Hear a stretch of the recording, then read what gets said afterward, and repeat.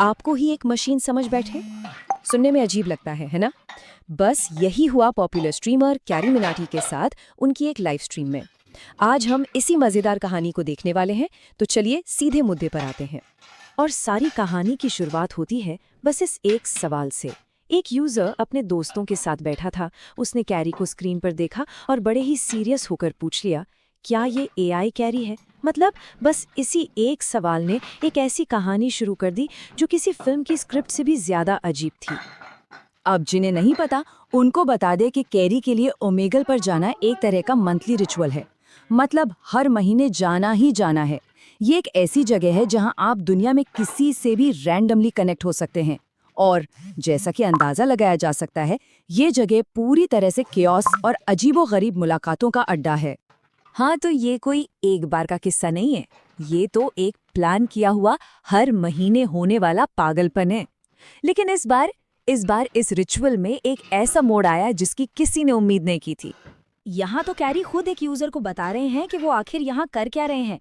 उनके लिए तो ये सब मजाक मस्ती है, ऑडियंस से जुड़ने का एक तरीका। पर इस बार ओमेगल की जनता के मन में तो कुछ और ही चल रहा था। तो अब हम आते हैं कहानी के मेन सवाल पर। क्या कैरी असली है? मतलब अब उसकी इंसानियत का टेस्ट होने वाला था, पर ऐसे तरीकों से जिसके बारे में कोई सोच भी नहीं सकता। जरा सोचिए, अगर किसी को ये साबित करना पड़े कि वो रोबोट नहीं है, तो वो क्या करेगा? शायद कोई मुश्किल सा मैथ्स का सवाल सॉल्व करेगा या अपनी कोई पर्सनल कहानी सुनाएगा। खैर, कैरी के तरीके वो जरा हटके थे। और यहाँ जो मजे की बात है वो है लॉजिक का टकराव। एक एआई होता तो क्या करता? फैक्ट्स और डेटा देता। पर कैरी ने क्या किया? उसने एकदम इंसानों वाली, थोड़ी सी अजीब और बिल्कुल इलॉजिकल बातें की। उसने सामने वाले को कहा कि अगर वो अपना चश्मा उतारेगा तो वो अपनी टी शर्ट उतारेगा, और फिर मैन बूब्स की शिकायत करने लगा।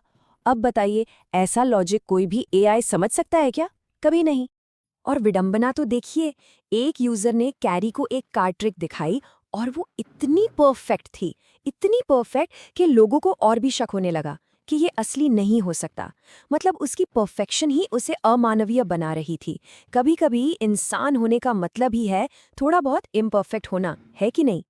अब अगर ये सब काफी नहीं था, तो जल्द ही केओस का एक और लेवल शुरू हो गया। और वो तब हुआ जब लोगों ने उसे पहचानना शुरू कर दिया। और बस, ये थी वो पहली चिंगारी। किसी ने पहचान लिया। एक यूजर की आंखों में वो चमक दिखी और बस यहीं से पूरा खेल पलटने वाला था।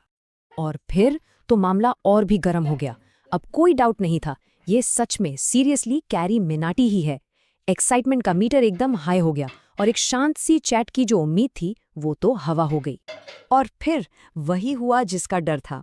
एक फैन ने अपने सारे दोस्तों को बुला लिया और देखते ही देखते स्क्रीन एक्साइटेड चेहरों से भर गई। ये जो मुलाकात थी वो एक केओटिक फैन मॉब में बदल गई, जो अपने आप में एक बहुत ही ह्यूमन रिएक्शन है। अच्छा, फैंस तो एक तरफ, ओमेगल तो जाना ही जाता है अपनी रैंडम और अक्सर बड़ी ही अजीब मुलाकातों के लिए। और ये वाली स्ट्रीम भी कुछ अलग नहीं थी। बस कुछ ही घंटों के अंदर कैरी की मुलाकात इन सब से हुई।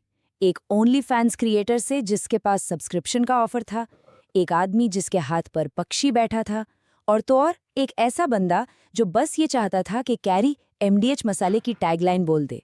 ये ओमेगल की अनप्रेडिक्टेबिलिटी का एक परफेक्ट एग्जाम्पल है।